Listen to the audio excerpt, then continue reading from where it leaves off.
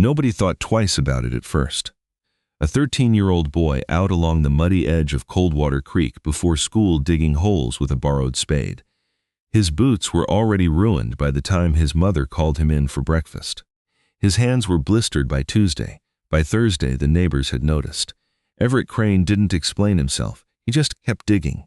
He'd hauled in bundles of willow whips, those long, flexible shoots cut from mature trees, and he was pressing them into the soft soil right along the bank of the creek, one every few feet, dozens of them, all the way from the old fence post near the pasture gate to the wide curve where the water slowed in summer.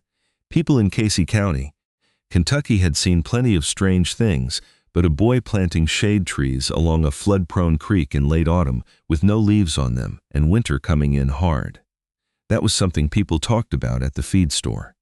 If stories like this one, or stories of quiet wisdom, patience, and real farming lessons mean something to you, hit subscribe and join our growing farming family, and tell us in the comments where in the world you're watching from. We'd love to welcome you. Everett Crane was the second of 4 children on a tobacco and cattle farm that had been in the family since his great-grandfather broke ground on it in 1908. His father, Dale Crane, was a practical man, fair, hard-working, not given to wasted motion. His mother, Ruth Ann, kept the books and raised the children and somehow found time to grow the best kitchen garden in the county. Everett was not the loudest Crane. His older brother, Micah, got the ribbons at the county fair. His younger sister, Lena, got the grades, but Everett was the one who walked the fence line every Sunday morning. Not because anyone asked him to, but because he liked to see what had changed. He was the one who noticed one spring that the south field drained slower than it used to. He was the one who found a dead calf and traced the trouble back to a loose wire 3 days before anyone else spotted it. He didn't talk much about what he noticed. He just watched and filed things away. The planting started the October after Everett turned 13. He'd asked his father for permission to work the creek bank. Dale Crane had looked at him for a long moment and said, "Long as you're not neglecting your chores," that was all the blessing Everett needed. He ordered willow whips from a conservation nursery, paid for them himself with money he'd saved from helping bale hay for the Atchison farm down the road. When the bundle arrived, his neighbor Harlan Beecham leaned on the fence post and squinted at the sticks. "What in the world are those?" "Willows," Everett said. "For shade?" "Sort of." Harlan scratched his jaw and said nothing more, but he told his wife that evening that the Crane boy was out there planting sticks in the mud. She laughed and said it sounded about right for him. Old Gus Whitfield drove by on his tractor, slowed down and called over, "Boy, you know those creek banks flood out every few years. Anything you plant there is going to wash straight to Tennessee." Everett nodded politely and kept pressing whips into the ground. His own father watched from a distance once or twice, neither encouraging nor discouraging. Ruth Ann asked him at dinner what he was hoping to grow. Everett said he'd explain when there was something to explain. Nobody pushed him. That was the kind of family they were. What nobody knew, not even Dale, was where Everett had gotten the idea. The previous summer, during the 2 weeks he'd stayed with his maternal grandfather, Lester Bowen, over in Bourbon County, something had happened.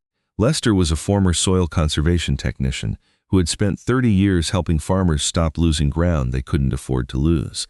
He was 74 and mostly retired, but his mind was still sharp as a draw knife. One evening, they'd walked down to a neighbor's ruined creek bank, the kind of erosion that looks like someone took a spoon to the earth. Lester had stood there quietly for a while, then said, "You know what fixes this?" Everett didn't know. "Willows," Lester said. "Plant them close along the bank. Give them 2-3 years. The roots go down deeper than you'd think. They lace themselves right into the soil, anchor the bank from underneath. Water can rise and push and pull, but those roots hold the structure together. They slow the water down along the edge, catch the sediment, keep the bank from caving." He'd handed Everett a thin booklet from the County Extension Service, printed on cheap paper, edges soft from handling. Stream bank stabilization using native vegetation. Everett had read it twice on the bus ride home. What Lester had described was real, practiced conservation science. Willows, particularly the black willow, native to much of the American South and Midwest, are one of the most effective natural tools for protecting stream banks. Their root systems are aggressive and fibrous. They colonize moist soil quickly. They flex under pressure rather than break. Planted along a creek bank, they work like a mesh beneath the surface, binding the soil against the lateral force of moving water. Everett had understood it the way only a boy who walks fence lines understands things, not as theory, but as something that would actually matter someday. The first winter was brutal to the Willows. A hard freeze in January killed back several of the whips entirely.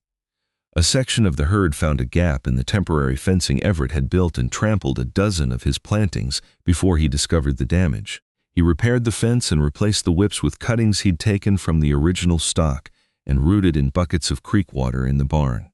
In May, aphids hit the new growth hard. Everett treated what he could. Some he lost anyway. Gus Whitfield passed by again in early summer, saw the patchy, struggling saplings and shook his head. "Might as well have planted broom handles," he said, not unkindly. There were days Everett wondered if Gus was right. The whips that survived the freeze were pencil-thin and slow. A late summer dry spell turned the creek low and listless, and the exposed bank cracked in the heat. Two of the saplings nearest the curve simply gave up and went brown. He pulled them and replanted with fresh cuttings, pressing them deeper this time, tamping the soil tight around each one with the heel of his boot. His brother Micah watched him one afternoon and said, "You know they're just trees, right? The creek's going to do what it wants." Everett didn't answer. He kept tamping. The second year was better. The willows that survived the first winter put down serious roots. By midsummer of that year, you could see them clearly, a ragged but thickening line of green along Coldwater Creek, their long leaves trailing in the current when the water ran high. Still, most people in the county didn't give them a second thought. The summer Everett turned 15 was one of the driest in memory, and then, as though the sky was making up for lost time, it rained for 11 days straight in October. Not constantly, not a deluge, but steady. The kind of rain that soaks into everything until the ground can't hold another drop. Old Rufus Dinkins, who farmed the bottom land 2 miles east, told Dale Crane at the co-op that the creek was running higher than he'd seen since 1993. Dale went home and checked his own banks that evening. The water was deep and fast and brown. Birds had been strange all week. The killdeer that nested near the creek had moved their feeding ground uphill 3 days earlier. Everett had noticed that. He hadn't said anything to anyone, but he'd walked the willow line twice the day before the worst of it came, pressing his hand against the trunks, feeling the roots pull tight beneath the soil like cables under load. The county had issued a flood advisory that afternoon. Dale nailed it to the barn door. The family ate supper quietly that night, listening to rain on the tin roof. It came on a Thursday night. By Friday morning, Coldwater Creek had jumped its banks in 4 places between the Whitfield farm and the Atchison farm to the east. Gus Whitfield lost 60 feet of bank on his north pasture. Just gone. A ragged new edge where his fence used to be. Topsoil carried off in brown sheets. 3 of the Atchison fence lines were down, posts and wire tangled in debris 200 YD downstream. The low road between their farms was underwater until Saturday. Rufus Dinkins lost the better part of a hay meadow he'd been building up for 12 years. The soil there was dark and loose from years of careful tending, and the water took it fast. He stood at the edge of what remained on Friday afternoon, with his hands in his pockets, and didn't say anything for a long time. But on the Crane farm, Coldwater Creek had stayed closer to its channel. Not perfectly. The water had spread into the low edge of the south pasture, but the bank itself, the long stretch where Everett had planted 2 years before, had held. Where neighboring banks showed raw, crumbling earth, the Crane bank showed willow roots. Exposed in places, yes, bent and mudded, but still gripping the soil. The channel had not shifted. The topsoil behind it was largely intact. The reason was exactly what Lester Bowen described on that summer evening in Bourbon County. The willow roots had laced through the bank's subsoil, creating a living net.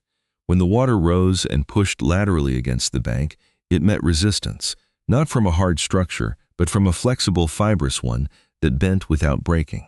Sediment that would have peeled away was held in place. The bank's structural integrity, reinforced by 2 years of root growth, had absorbed what would otherwise have been catastrophic erosion. Nobody made a speech about it.